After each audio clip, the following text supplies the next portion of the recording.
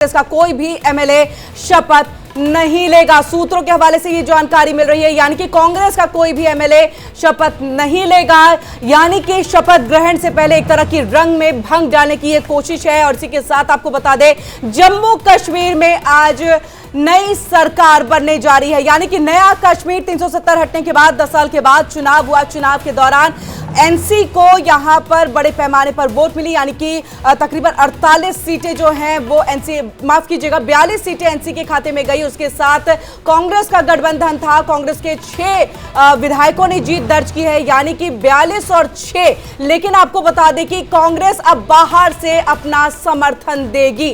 तो कांग्रेस बाहर से समर्थन देगी, पहले था कि वो सरकार के अंदर में ही रहेगी, लेकिन अभी जो खबर निकल करके सामने आ रही है कि कांग्रेस बाहर से ही समर्थन देगी। और सूत्रों के हवाले से जो जानकारी है कि 2 सीटें जो है वो मांगी गई थी, लेकिन 1 सीट ही यहां पर दिया जा रहा था मंत्रिमंडल के अंदर में, जिससे खफा होकर के, जिससे नाराज होकर के कांग्रेस ने यह बड़ा फैसला लिया है। तो शपथ ग्रहण से पहले इस तरह का बड़ा फैसला कांग्रेस की तरफ से, एक बड़ा फैसला यहां पर कांग्रेस की तरफ से हमारी सहयोगी किरण बता रही हैं, लेकिन हमारे सहयोगी रमन सैनी जो जम्मू कश्मीर को एक लंबे समय से कवर कर रहे हैं, वो हमारे साथ जुड़े हुए हैं और जिन्होंने जानकारी हमें पहुंचाई है कि आज केवल जो 4 विधायक हैं वो शपथ लेने वाले हैं, यानी वो मंत्री बनेंगे।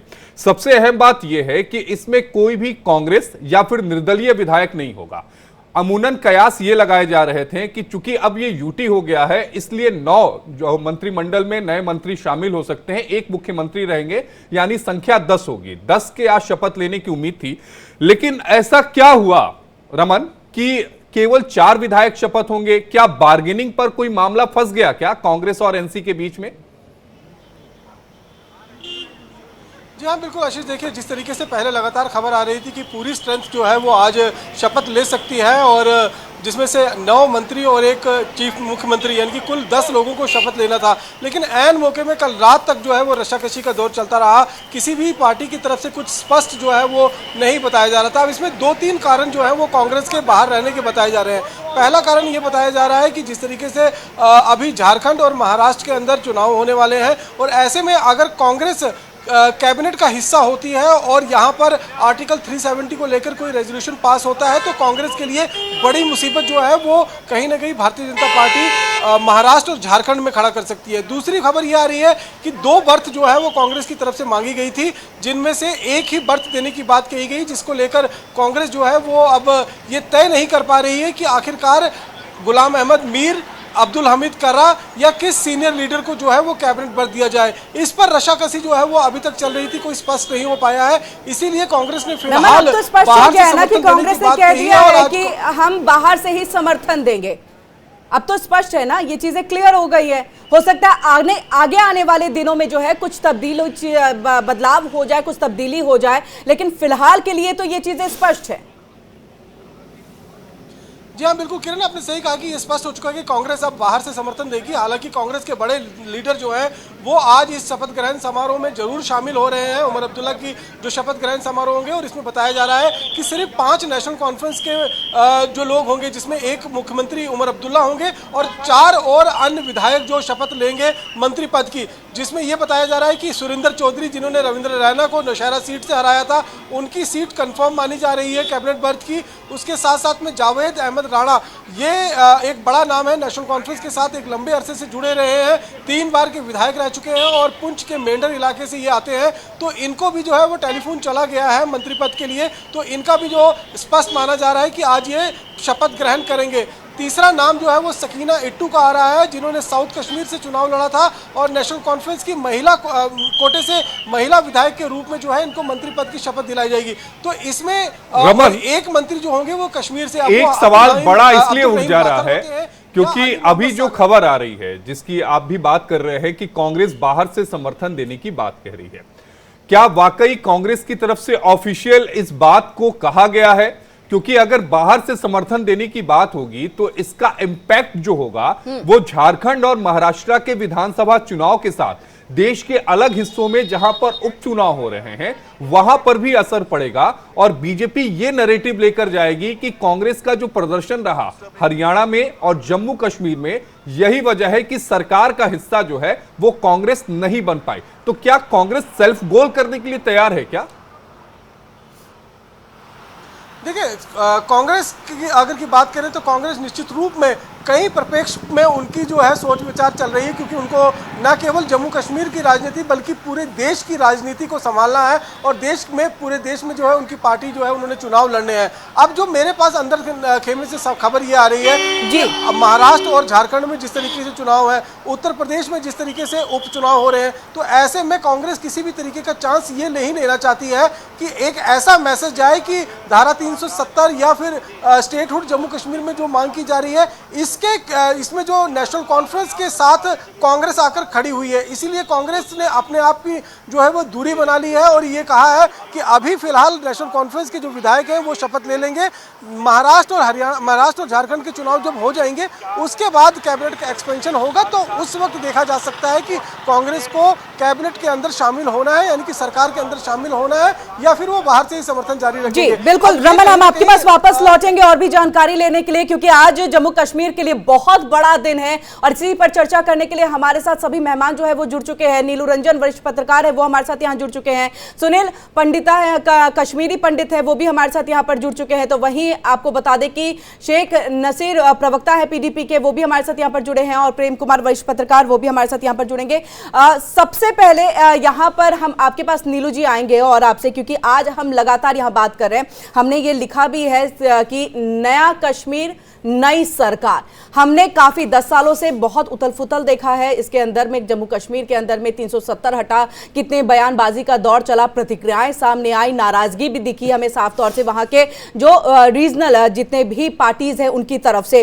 अब 370 हटने के बाद पहली बार सरकार बन रही है, क्या आप भी इस पर मोहर लगाएंगे कि अब तस्वीर और तकदीर जम्मू कश्मीर की बदलेगी? देखिए, बदल चुकी है और बदलने के अब उसको कोई पीछे लौटा नहीं सकता है। अगर उमर अब्दुल्ला का पिछले कुछ दिनों का बयान देखेंगे तो 370 को लेके वो हमेशा गोल बोल बातें अब करते हैं। वो साफ कहते हैं कि मुझे भाजपा से कोई उम्मीद नहीं है। अब जो उनकी मांग जो मुख्य तौर पे रही है, जो सिमट गई है, वो आ गई है कि भाई स्टेटहुड दिया जाए। स्टेटहुड पे कोई दिक्कत नहीं है, केंद्र सरकार भी बोल चुकी है कि स्टेटहुड जैसे ही होगा, जितनी जल्दी होगा हम देंगे। एक बार नॉर्मलेंसी आ जाए, वहां पे अभी भी आतंकवादी सक्रिय हैं, उनका जो नेटवर्क है अभी भी है, उसको अभी खत्म करना है।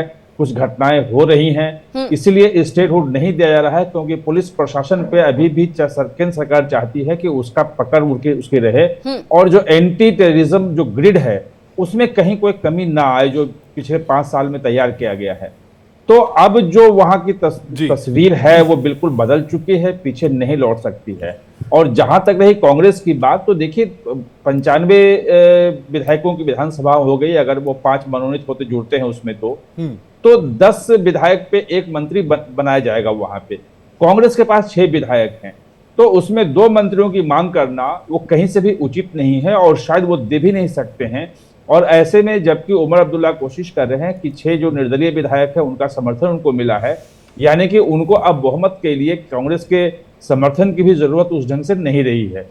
तो उनको निर्दलीय में से भी कुछ बनाना पड़ेगा और अपने जो बड़े नेता उनके हैं नेशनल कॉन्फ्रेंस के, उनको भी बनाना पड़ेगा, उनको भी जगह देनी पड़ेगी। सुनील जी के पास में आना चाहूंगा, कश्मीरी पंडित हैं।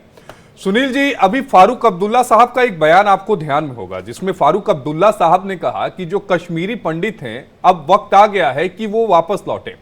लेकिन दिलचस्प बात यह है कि जिस समय आप लोगों को प्रताड़ित किया गया था कश्मीरी पंडितों को 90 के दशक में, उस समय जो हुकूमत थी ना, उस समय भी हुकूमत नेशनल कॉन्फ्रेंस की थी। तो क्या विश्वास इस समय नई सरकार पर आप लोग दिखाएंगे क्या?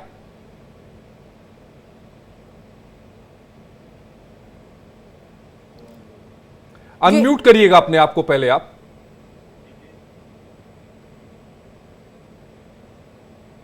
जी, आवाज आ रही है आपको?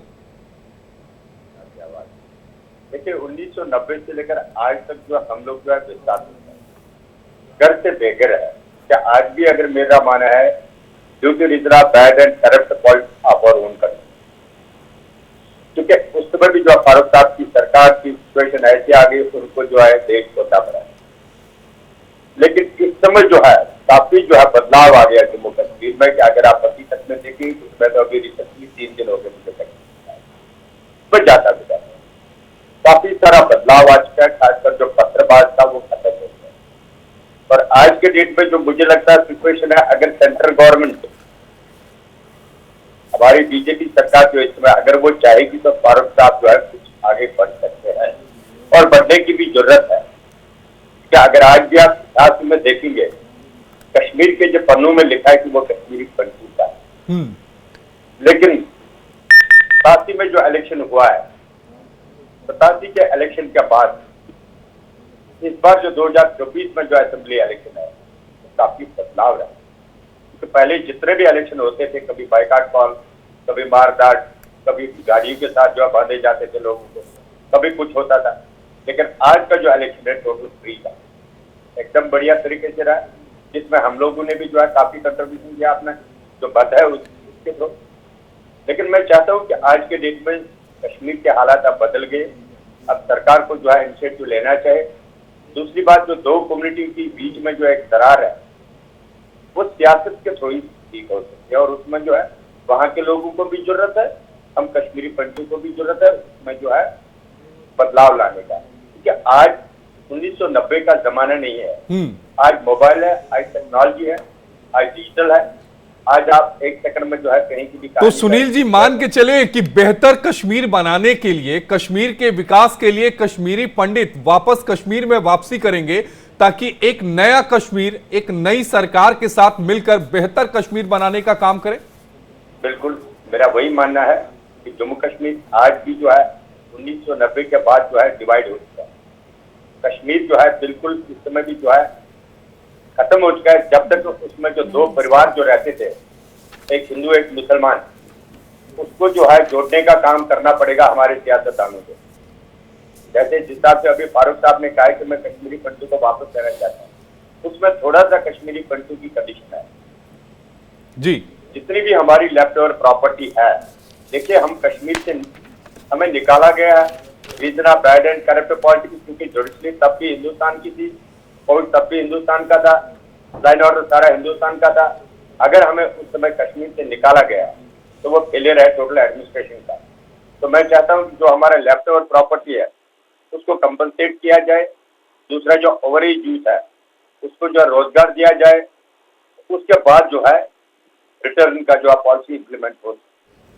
जी, हमारे साथ यहाँ पर फारूक जी भी जुड़ चुके हैं, पीडीपी के तरफ से है, पीडीपी का यहाँ पर पक्ष रखेंगे। आपका भी बहुत बहुत स्वागत है फारूक जी, और आपके पास मैं आऊंगी, उसके बाद प्रेम कुमार जी का हम रुख करेंगे। लेकिन फारूक जी, अब क्योंकि बाहर से आप लोगों ने भी समर्थन दिया, जब नतीजे आ रहे थे उसी वक्त में जो है महबूबा मुफ्ती की तरफ से ऐलान कर दिया गया था कि हम एनसी के साथ हैं, और आपने बहुत स्वागत किया था कि बहुत अच्छा जो नतीजा है वो सामने आया है। कश्मीर, जम्मू कश्मीर की जनता ने सिर्फ एक तरह से कहे तो एक पार्टी को यहाँ पर सरकार चलाने की अनुमति दी है।